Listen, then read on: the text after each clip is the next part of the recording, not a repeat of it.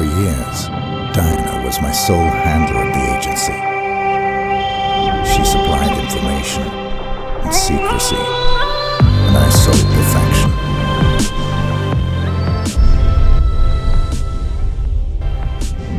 We had trust.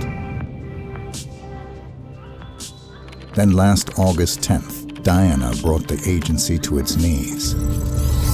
She flushed all accounts, cut off all communication lines, exposed the agents, and used the confusion to vanish.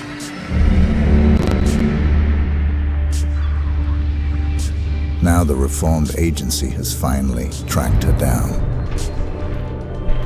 and offered me the contract.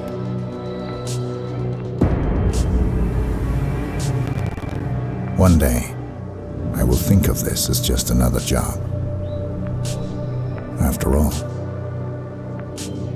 this is what I do.